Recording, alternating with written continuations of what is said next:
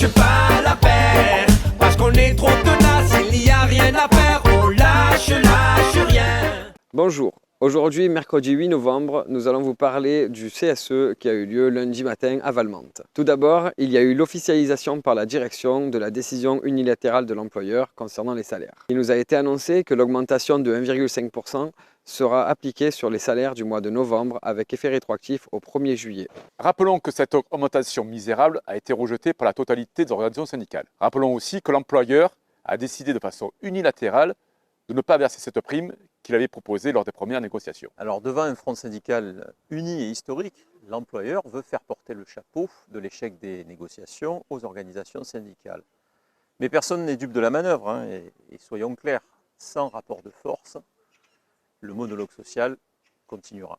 Dans cette logique, l'intersyndicale maintient la pression en s'adressant maintenant directement au gouvernement. Le prochain rendez-vous est fixé à Matignon le 30 novembre pour aller arracher enfin une réelle augmentation pour 2023. Pas les miettes que nous avons reçues, ni un énième report.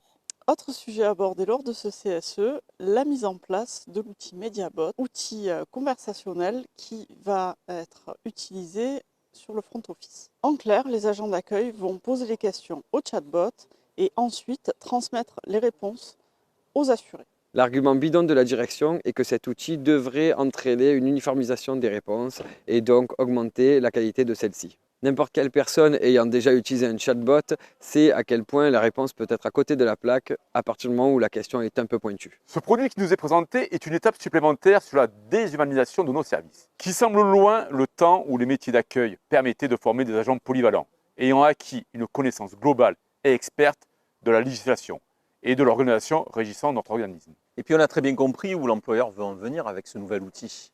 Dans un premier temps, se passer de travailleurs qualifiés, puis se passer de travailleurs tout court. En effet, si un robot peut répondre aux questions des assurés, pourquoi s'encombrer d'agents pour le faire?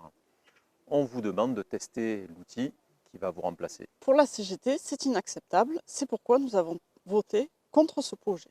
Sur le sujet, nous ne baissons pas les bras et nous vous conseillons d'ailleurs la lecture du dossier du mois sur le devenir de nos métiers dans la dernière Bonne Cause. En parlant de bonne cause, nous avons reçu énormément d'appels concernant la régularisation des congés acquis pendant la maladie. On a envoyé un courrier à la direction, celle-ci va se rapprocher de Lucans avant de revenir vers vous. Nous vous tiendrons bien évidemment au courant. En attendant, on lâche rien. Nous on lâche pas l'affaire, parce qu'on est trop tenace, il n'y a rien à faire, on lâche rien.